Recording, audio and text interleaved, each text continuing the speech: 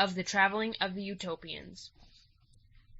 If any man has a mind to visit his friends that live in some other town, or desires to travel and see the rest of the country, he obtains leave very easily from the Syphogrant and Tranibors, when there is no particular occasion for him at home. Such as travel carry with them a passport from the prince, which both certifies the license that is granted for travelling, and limits the time of their return. They are furnished with a wagon and a slave, who drives the oxen and looks after them, but, unless there are women in the company, the wagon is sent back at the end of the journey as a needless encumbrance. While they are on the road they carry no provisions with them, yet they want for nothing, but are everywhere treated as if they were at home. If they stay in any place longer than a night, every one follows his proper occupation, and is very well used by those of his own trade. But if any man goes out of the city to which he belongs without leave, and is found rambling without a passport, he is severely treated. He is punished as a fugitive, and sent home disgracefully, and, if he falls again into the like fault, is condemned to slavery. If any man has a mind to travel only over the precinct of his own city, he may freely do it, with his father's permission and his wife's consent. But when he comes into any of the country houses, if he expects to be entertained by them, he must labor with them and conform to their rules, and if he does this, he may freely go over the whole precinct, being then as useful to the city to which he belongs as if he were still within it. Thus you see that there are no idle persons among them, nor pretenses of excusing any from labor. There are no taverns, no alehouses, nor stews among them, nor any other occasions of corrupting each other, of getting into corners, or forming themselves into parties. All men live in full view, so that all are obliged both to perform their ordinary task and to employ themselves well in their spare hours, and it is certain that a people thus ordered must live in great abundance of all things, and these being equally distributed among them, no man can want or be obliged to beg. In their great council at Amaro, to which there are 3 sent from every town once a year, they examine what towns abound in provisions and what are under any scarcity, that so the one may be furnished from the other, and this is done freely, without any sort of exchange, for, according to their plenty or scarcity, they supply or are supplied from one another, so that indeed the whole island is, as it were, one family. When they have thus taken care of their whole country, and laid up stores for 2 years, which they do to prevent the ill consequences of an unfavorable season, they order an exportation of the overplus, both of corn, honey, wool, flax, wood, wax, tallow, leather, and cattle, which they send out, commonly in great quantities, to other nations. They order a 7th part of all these goods to be freely given to the poor of the countries to which they send them, and sell the rest at moderate rates, and by this exchange they not only bring back those few things that they need at home, for, indeed, they scarce need anything but iron, but likewise a great deal of gold and silver, and by their driving this trade so long, it is not to be imagined how vast a treasure they have got among them, so that now they do not much care whether they sell off their merchandise for money in hand or upon trust. A great part of their treasure is now in bonds, but in all their contracts no private man stands bound, but the writing runs in the name of the town, and the towns that owe them money raise it from those private hands that owe it to them, lay it up in their public chamber, or enjoy the profit of it till the Utopians call for it. And they choose rather to let the greatest part of it lie in their hands, who make advantage by it, than to call for it themselves. But if they see that any of their other neighbors stand more in need of it, then they call it in and lend it to them. Whenever they are engaged in war, which is the only occasion in which their treasure can be usefully employed, they make use of it themselves. In great extremities or sudden accidents they employ it in hiring foreign troops, whom they more willingly expose to danger than their own people. They give them great pay, knowing well that this will work even on their enemies, that it will engage them either to betray their own side, or at least to desert it, and that it is the best means of raising mutual jealousies among them. For this end they have an incredible treasure, but they do not keep it as a treasure, but in such a manner as I am almost afraid to tell, lest you think it so extravagant as to be hardly credible. This I have the more reason to apprehend, because, if I had not seen it myself, I could not have been easily persuaded to have believed it upon any man's report. It is certain that all things appear incredible to us in proportion as they differ from known customs, but one who can judge aright will not wonder to find that, since their constitution differs so much from ours, their value of gold and silver should be measured by a very different standard. For since they have no use for money among themselves, but keep it as a provision against events which seldom happen, and between which there are generally long intervening intervals, they value it no farther than it deserves, that is, in proportion to its use. So that it is plain they must prefer iron either to gold or silver, for men can no more live without iron than without fire or water. But nature has marked out no use for the other metals so essential as not easily to be dispensed with. The folly of men has enhanced the value of gold and silver because of their scarcity, whereas, on the contrary, it is their opinion that nature, as an indulgent parent, has freely given us all the best things in great abundance, such as water and earth, but has laid up and hid from us the things that are vain and useless. If these metals were laid up in any tower in the kingdom, it would raise a jealousy of the prince and senate, and give birth to that foolish mistrust into which the people are apt to fall, a jealousy of their intending to sacrifice the interests of the public to their own private advantage. If they should work it into vessels, or any sort of plate, they fear that the people might grow too fond of it, and so be unwilling to let the plate be run down, if a war made it necessary to employ it in paying their soldiers. To prevent all these inconveniences, they have fallen upon an expedient which, as it agrees with their other policy, so is it very different from ours, and will scarce gain belief among us who value gold so much, and lay it up so carefully.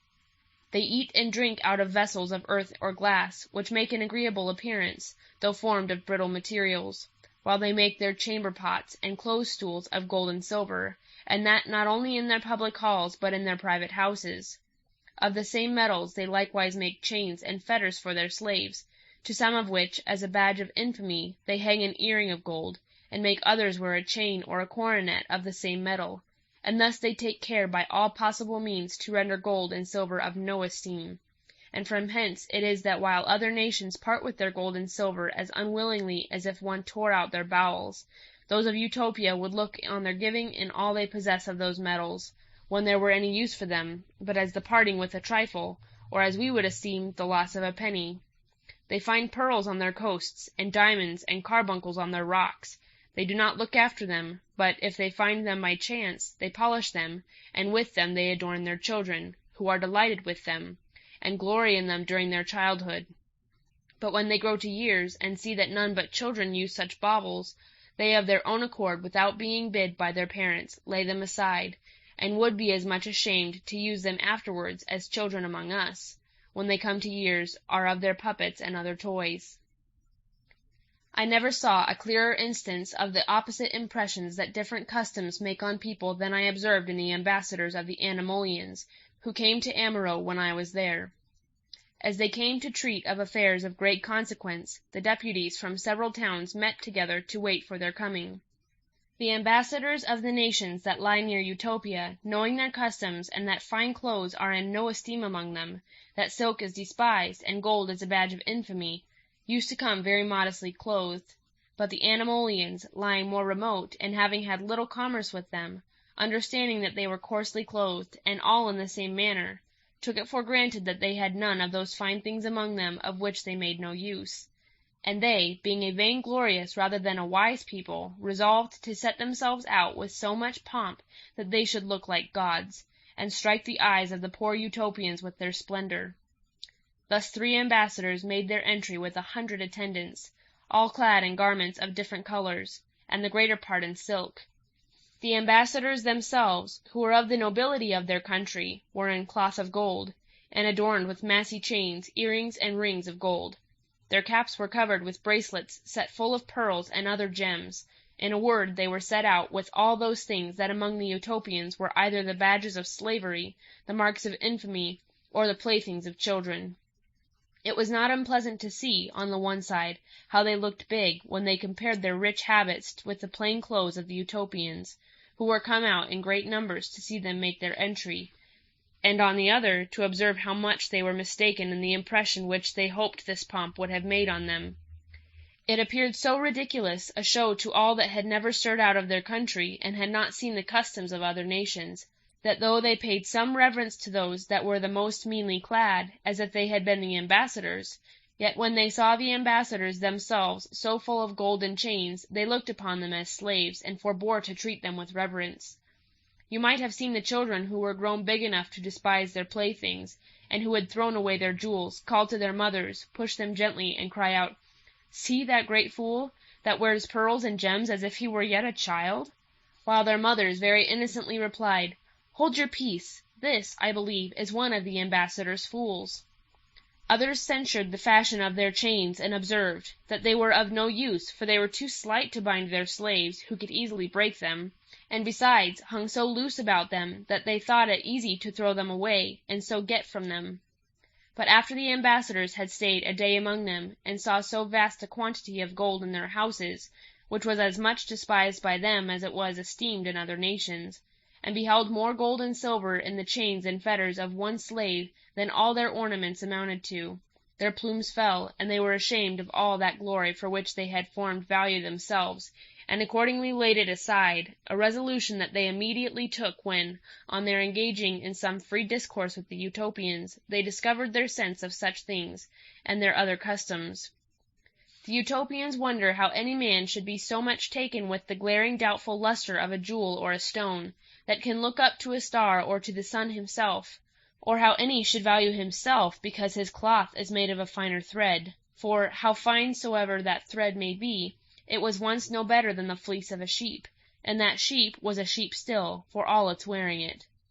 They wonder much to hear that gold, which in itself is so useless a thing, should be everywhere so much esteemed that even man, for whom it was made, and by whom it has its value, should yet be thought of less value than this metal, that a man of lead, who has no more sense than a log of wood, is as bad as he is foolish, should have many wise and good men to serve him, only because he has a great heap of that metal, and that if it should happen that by some accident or trick of law, which sometimes produces as great changes as chance itself, all this wealth should pass from the master to the meanest varlet of his whole family, he himself would very soon become one of his servants, as if he were a thing that belonged to his wealth, and so were bound to follow its fortune. But they much more admire and detest the folly of those who, when they see a rich man, though they neither owe him anything, nor are in any sort dependent on his bounty, yet, merely because he is rich, give him little less than divine honours, even though they know him to be so covetous and base-minded that, notwithstanding all his wealth, he will not part with 1 farthing of it to them as long as he lives. These and such like notions have that people imbibed, partly from their education, being bred in a country whose customs and laws are opposite to all such foolish maxims, and partly from their learning and studies, for though there are but few in any town that are so wholly excused from labour as to give themselves entirely up to their studies, these being only such persons as discover from their childhood an extraordinary capacity and disposition for letters, yet their children and a great part of the nation, both men and women, are taught to spend those hours in which they are not obliged to work in reading, and this they do through the whole progress of life. They have all their learning in their own tongue, which is both a copious and pleasant language, and in which a man can fully express his mind. It runs over a great tract of many countries, but it is not equally pure in all places. They had never so much as heard of the names of any of those philosophers that are so famous in these parts of the world, before we went among them, and yet they had made the same discoveries as the Greeks, both in music, logic, arithmetic, and geometry. But as they are almost in everything equal to the ancient philosophers, so they far exceed our modern logicians, for they have never yet fallen upon the barbarous niceties that our youth are forced to learn in those trifling logical schools that are among us. They are so far from minding chimeras and fantastical images made in the mind, that none of them could comprehend what we meant when we talked to them of a man in the abstract, as common to all men in particular,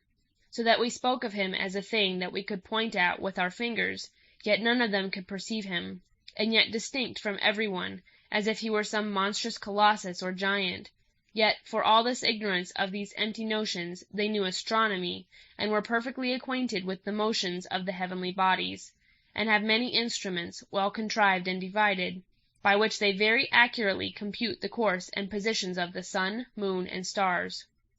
But for the cheat of divining by the stars, by their oppositions or conjunctions, it has not so much as entered into their thoughts.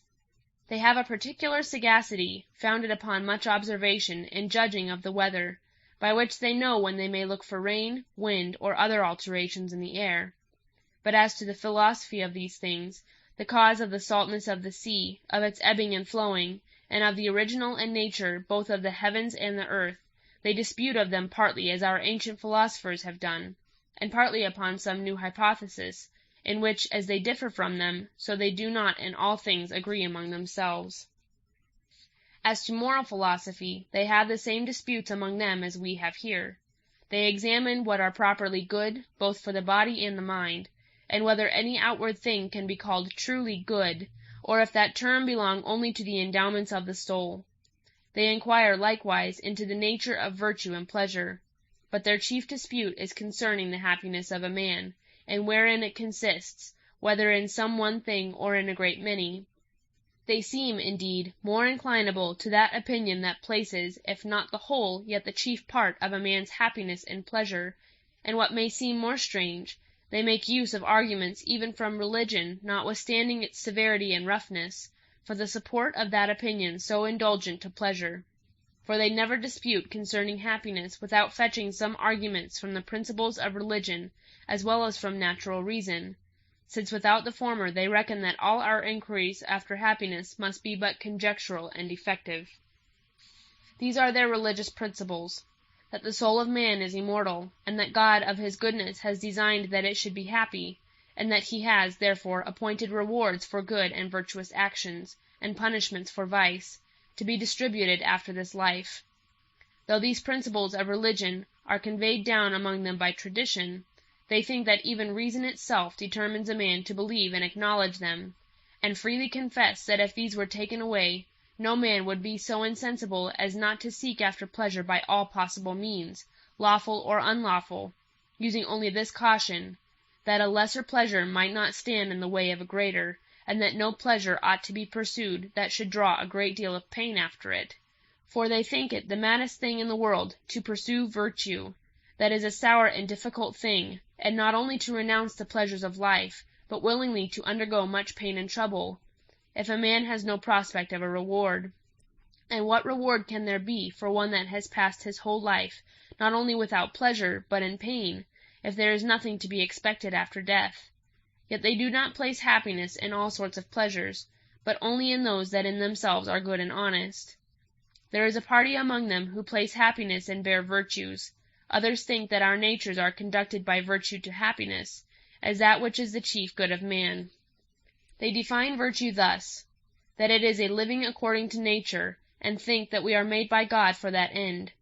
They believe that a man then follows the dictates of nature when he pursues or avoids things according to the direction of reason. They say that the first dictate of reason is the kindling in us a love and reverence for the divine majesty, to whom we owe both all that we have and all that we can ever hope for. In the next place, reason directs us to keep our minds as free from passion and as cheerful as we can, and that we should consider ourselves as bound by the ties of good nature and humanity to our utmost endeavors, to help forward the happiness of all other persons. For there never was any man such a morose and severe pursuer of virtue, such an enemy to pleasure, that though he set hard rules for men to undergo, much pain, many watchings, and other rigors, yet did not at the same time advise them to do all they could in order to relieve and ease the miserable, and who did not represent gentleness and good nature as amiable dispositions.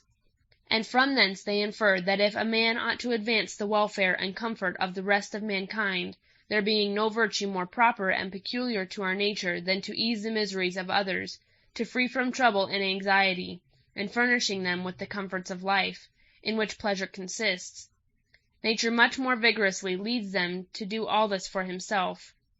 A life of pleasure is either a real evil, and in that case we ought not to assist others in their pursuit of it, but, on the contrary, to keep them from it all we can, as from that which is most hurtful and deadly, or if it is a good thing, so that we not only may but ought to help others to it. Why then ought not a man to begin with himself, since no man can be more bound to look after the good of another than after his own?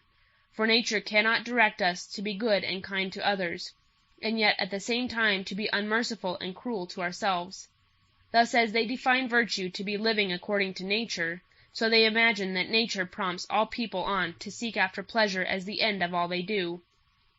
They also observe that in order to our supporting the pleasures of life, nature inclines us to enter into society, for there is no man so much raised above the rest of mankind as to be the only favorite of nature, who, on the contrary, seems to have placed on a level all those that belong to the same species. Upon this they infer that no man ought to seek his own conveniences so eagerly as to prejudice others, and therefore they think that not only all agreements between private persons ought to be observed, but likewise that all those laws ought to be kept which either a good prince has published in due form, or to which a people that is neither oppressed with tyranny nor circumvented by fraud has consented, for distributing those conveniences of life which afford us all our pleasures. They think it is an evidence of true wisdom for a man to pursue his own advantage as far as the laws allow it. They account it piety to prefer the public good to one's private concerns, but they think it unjust for a man to seek for pleasure by snatching another man's pleasures from him. And, on the contrary, they think it a sign of a gentle and good soul for a man to dispense with his own advantage for the good of others, and that by this means a good man finds as much pleasure one way as he parts with another. For as he may expect the like from others when he may come to need it, so, if that should fail him, yet the sense of a good action, and the reflections that he makes on the love and gratitude of those whom he has so obliged, gives the mind more pleasure than the body could have found in that from which it had restrained itself. They are also persuaded that God will make up the loss of those small pleasures with a vast and endless joy, of which religion easily convinces a good soul. Thus, upon an inquiry into the whole matter, they reckon that all our actions, and even all our virtues, terminate in pleasure, as in our chief end and greatest happiness, and they call every motion or state, either of body or mind, in which nature teaches us to delight, a pleasure. Thus they cautiously limit pleasure only to those appetites to which nature leads us, for they say that nature leads us only to those delights to which reason as well as sense carries us, and by which we neither injure any other person nor lose the possession of greater pleasures, and of such as draw no troubles after them. But they look upon those delights which men by a foolish though common mistake call pleasure, as if they could change as easily the nature of things as the use of words, as things that greatly obstruct their real happiness, instead of advancing it, because they so entirely possess the minds of those that are once captivated by them with a false notion of pleasure, that there is no room left for pleasures of a truer or purer kind. There are many things that in themselves have nothing that is truly delightful. On the contrary, they have a good deal of bitterness in them, and yet, from our perverse appetites after forbidden objects, are not only ranked among the pleasures, but are made even the greatest designs of life. Among those who pursue those sophisticated pleasures they reckon such as I mentioned before, who think themselves really the better for having fine clothes, in which they think they are doubly mistaken, both in the opinion they have of their clothes, and in that they have of themselves. For if you consider the use of clothes, why should a fine thread be thought better than a coarse one?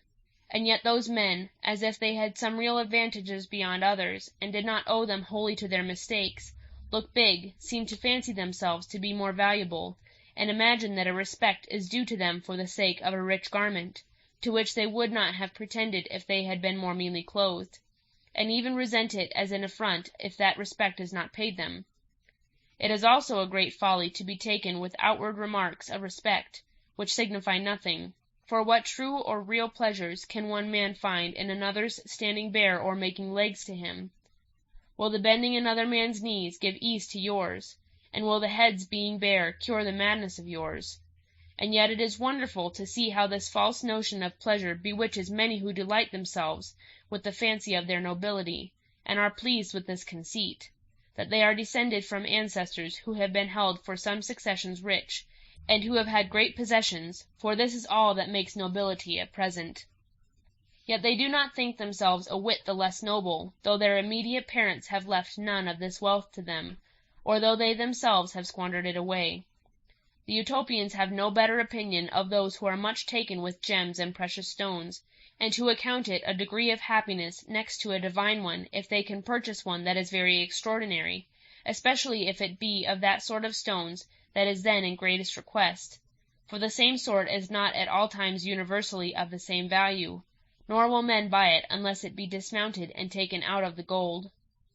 The jeweller is then made to give good security, and required solemnly to swear that the stone is true, that, by such an exact caution, a false one might not be bought instead of a true, though, if you were to examine it, your eye could find no difference between the counterfeit and that which is true, so that they are all one to you, as much as if you were blind. Or can it be thought that they who heap up a useless mass of wealth, not for any use that it is to bring them, but merely to please themselves with the contemplation of it, enjoy any true pleasure in it? The delight they find is only a false shadow of joy. Those are no better whose error is somewhat different from the former, and who hide it out of their fear of losing it. For what other name can fit the hiding it in the earth, or rather the restoring it to it again, it being thus cut off from being useful either to its owner or to the rest of mankind? And yet the owner, having hid it carefully, is glad, because he thinks he is now sure of it. If it should be stole, the owner, though he might live perhaps 10 years after the theft, of which he knew nothing, would find no difference between his having or losing it, for both ways it was equally useless to him. Among those foolish pursuers of pleasure they reckon all that delight in hunting, in fowling, or gaming, of whose madness they have only heard, for they have no such things among them.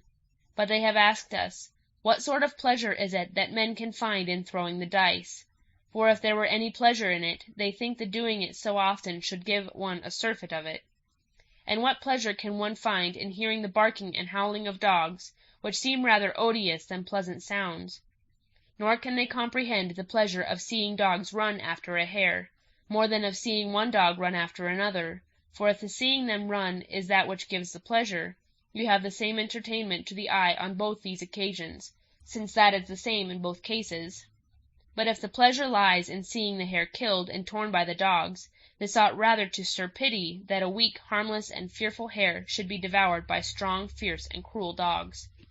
Therefore all this business of hunting is, among the Utopians, turned over to their butchers, and those, as has been already said, are all slaves, and they look on hunting as one of the basest parts of a butcher's work, for they account it both more profitable and more decent to kill those beasts that are more necessary and useful to mankind, whereas the killing and tearing of so small and miserable an animal can only attract the huntsman with a false show of pleasure, from which he can reap but small advantage. They look on the desire of the bloodshed, even of beasts, as a mark of a mind that is already corrupted with cruelty, or that at least by too frequent returns of so brutal a pleasure must degenerate into it. Thus, though the rabble of mankind look upon these, and on innumerable other things of the same nature, as pleasures, the Utopians, on the contrary, observing that there is nothing in them truly pleasant, conclude that they are not to be reckoned among pleasures. For though these things may create some tickling in the senses, which seems to be a true notion of pleasure, yet they imagine that this does not arise from the thing itself, but from a depraved custom, which may so vitiate a man's taste that bitter things may pass for sweet, as women with child think pitch or tallow tastes sweeter than honey. But as a man's sense, when corrupted either by a disease or some ill habit, does not change the nature of other things, so neither can it change the nature of pleasure. They reckon up several sorts of pleasures, which they call true ones, and some belong to the body and others to the mind. The pleasures of the mind lie in knowledge, and in that delight which the contemplation of truth carries with it, to which they add the joyful reflections on a well-spent life, and the assured hopes of a future happiness. They divide the pleasures of the body into two sorts. The one is that which gives our senses some real delight, and is performed either by recruiting nature and supplying those parts which feed the internal heat of life by eating or drinking, or when nature is eased of any surcharge that oppresses it, when we are relieved from sudden pain, or that which arises from satisfying the appetite which nature has wisely given to lead us to the propagation of the species. There is another kind of pleasure that arises neither from our receiving what the body requires, nor its being relieved when overcharged, and yet, by a secret unseen virtue, affects the senses, raises the passions, and strikes the mind with generous impressions. This is the pleasure that arises from music. Another kind of bodily pleasure is that which results from an undisturbed and vigorous constitution of body, when life and active spirits seem to actuate every part. This lively health, when entirely free from all mixture of pain, of itself gives an inward pleasure, independent of all external objects of delight, and though this pleasure does not so powerfully affect us, nor act so strongly on the senses as some of the others, yet it may be esteemed as the greatest of all pleasures. And almost all the Utopians reckon it the foundation and basis of all the other joys of life, since this alone makes the state of life easy and desirable, and when this is wanting, a man is really capable of no other pleasure. They look upon freedom from pain, if it does not rise from perfect health, to be a state of stupidity rather than of pleasure. This subject has been very narrowly canvassed among them, and it has been debated whether a firm and entire health could be called a pleasure or not. Some have thought that there was no pleasure but what was excited by some sensible motion in the body, but this opinion has been long ago excluded from among them, so that now they almost universally agree that health is the greatest of all bodily pleasures, and that as there is a pain in sickness which is as opposite in its nature to pleasure as sickness itself is to health, so they hold that health is accompanied with pleasure. And if any should say that sickness is not really pain, but that it only carries pain along with it, they look upon that as a fetch of subtlety that does not much alter the matter. It is all one in their opinion, whether it be said that health is in itself a pleasure, or that it begets a pleasure, as fire gives heat, so it be granted that all those whose health is entire have a true pleasure in the enjoyment of it, and they reason thus. What is the pleasure of eating but that a man's health, which had been weakened, does, with the assistance of food, drive away hunger, and so recruiting itself, recovers its former vigor. And being thus refreshed, it finds a pleasure in that conflict. And if the conflict is pleasure, the victory must yet breed a greater pleasure, except we fancy that it becomes stupid as soon as it has obtained that which it pursued, and so neither knows nor rejoices in its own welfare. If it is said that health cannot be felt, they absolutely deny it, for what man is in health that does not perceive it when he is awake? Is there any man that is so dull and stupid as not to acknowledge that he feels a delight in health? And what is delight but another name for pleasure? But, of all pleasures, they esteem those to be most valuable that lie in the mind, the chief of which arise out of true virtue and the witness of a good conscience. They account health the chief pleasure that belongs to the body, for they think that the pleasure of eating and drinking, and all the other delights of sense, are only so far desirable as they give or maintain health. But they are not pleasant in themselves otherwise than as they resist those impressions that our natural infirmities are still making upon us. For as a wise man desires rather to avoid diseases than to take physic, and to be freed from pain rather than to find ease by remedies, so it is more desirable not to need this sort of pleasure than to be obliged to indulge it. If any man imagines that there is a real happiness in these enjoyments, he must then confess that he would be the happiest of all men if he were to lead his life in perpetual hunger, thirst, and itching, and by consequence in perpetual eating, drinking, and scratching himself, which anyone may easily see would not be only a base but a miserable state of life. These are, indeed, the lowest of pleasures, and the least pure, for we can never relish them but when they are mixed with the contrary pains. The pain of hunger must give us the pleasure of eating, and here the pain outbalances the pleasure. And as the pain is more vehement, so it lasts much longer, for as it begins before the pleasure, so it does not cease but with the pleasure that extinguishes it, and both expire together. They think, therefore, none of those pleasures are to be valued any further than as they are necessary. Yet they rejoice in them, and with due gratitude acknowledge the tenderness of the great Author of nature, who has planted in us appetites, by which those things that are necessary for our preservation are likewise made pleasant to us. For how miserable a thing would life be if those daily diseases of hunger and thirst were to be carried off by such bitter drugs as we must use for those diseases that return seldomer upon us, and thus these pleasant as well as proper gifts of nature maintain the strength and the sprightliness of our bodies. They also entertain themselves with the other delights let in at their eyes, their ears, and their nostrils as the pleasant relishes and seasonings of life, which nature seems to have marked out peculiarly for man, since no other sort of animals contemplates the figure and beauty of the universe, nor is delighted with smells any further than as they distinguish meats by them, nor do they apprehend the concords or discords of sound. Yet in all pleasures whatsoever they take care that a lesser joy does not hinder a greater, and that pleasure may never breed pain, which they think always follows dishonest pleasures. But they think it madness for a man to wear out the beauty of his face or the force of his natural strength, to corrupt the sprightliness of his body by sloth and laziness, or to waste it by fasting; that it is madness to weaken the strength of his constitution and reject the other delights of life, unless by renouncing his own satisfaction he can either serve the public or promote the happiness of others, for which he expects a greater recompense from God.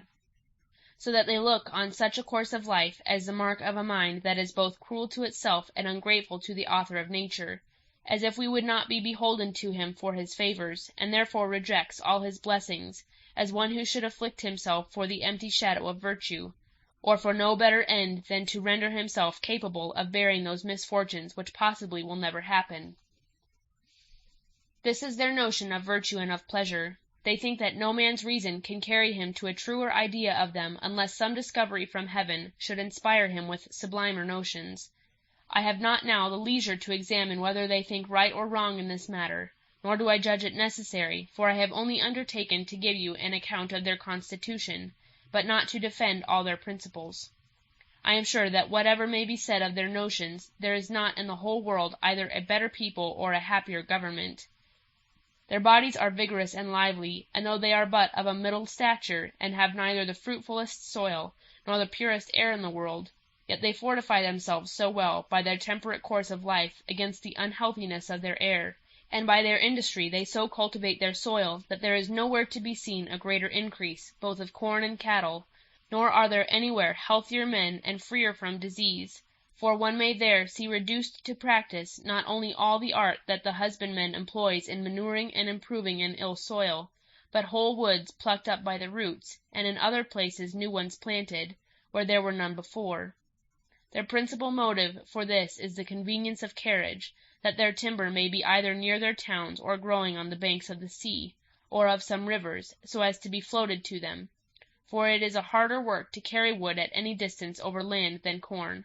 The people are industrious, apt to learn, as well as cheerful and pleasant, and none can endure more labor when it is necessary. But, except in that case, they love their ease. They are unwearied pursuers of knowledge, for when we had given them some hints of the learning and discipline of the Greeks, concerning whom we only instructed them, for we know that there was nothing among the Romans, except their historians and their poets, that they would value much, it was strange to see how eagerly they were set on learning that language. We began to read a little of it to them, rather in compliance with their importunity than out of any hopes of their reaping from it any great advantage. But, after a very short trial, we found they made such progress, that we saw our labor was like to be more successful than we could have expected. They learned to write their characters and to pronounce their language so exactly, had so quick an apprehension, they remembered it so faithfully, and became so ready and correct in the use of it, that it would have looked like a miracle if the greater part of those whom we taught had not been men both of extraordinary capacity and of a fit age for instruction. They were, for the greatest part, chosen from among their learned men by their chief council, though some studied it of their own accord. In 3 years' time they became masters of the whole language, so that they read the best of the Greek authors very exactly. I am, indeed, apt to think that they learned that language the more easily from its having some relation to their own. I believe that they were a colony of the Greeks, for though their language comes nearer the Persian, yet they retain many names, both for their towns and magistrates, that are of Greek derivation.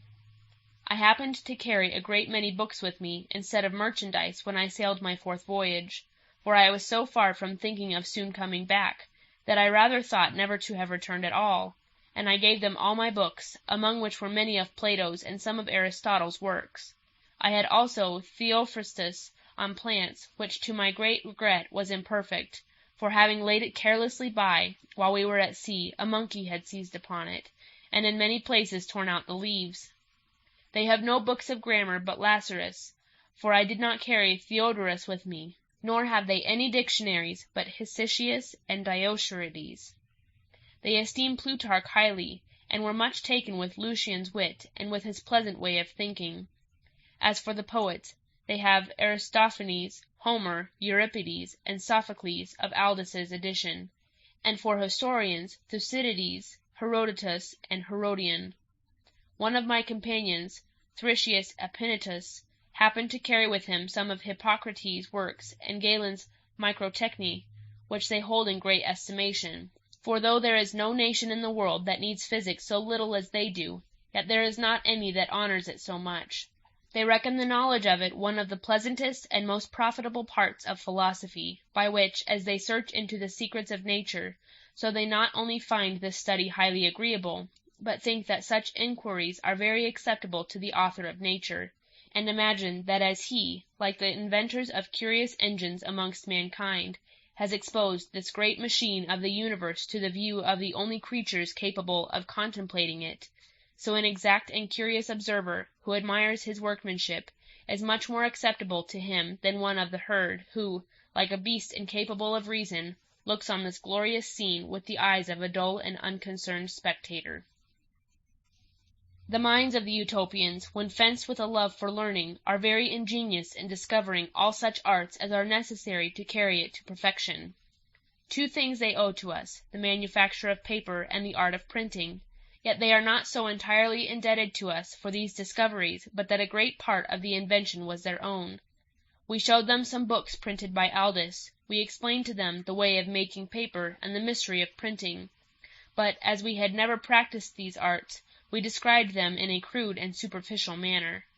They seized the hints we gave them, and though at first they could not arrive at perfection, yet by making many essays they at last found out and corrected all their errors and conquered every difficulty. Before this they only wrote on parchment, on reeds, or on the barks of trees, but now they have established the manufactures of paper and set up printing presses, so that, if they had but a good number of Greek authors, they would be quickly supplied with many copies of them. At present, though they have no more than those I have mentioned, yet by several impressions they have multiplied them into many thousands. If any man was to go among them that had some extraordinary talent, or that by much travelling had observed the customs of many nations, which made us to be so well received, he would receive a hearty welcome, for they are very desirous to know the state of the whole world. Very few go among them on the account of traffic, for what can a man carry to them but iron or gold or silver, which merchants desire rather to export than import to a strange country? And as for their exportation, they think it better to manage that themselves than to leave it to foreigners, for by this means, as they understand the state of the neighbouring countries better, so they keep up the art of navigation which cannot be maintained but by much practice.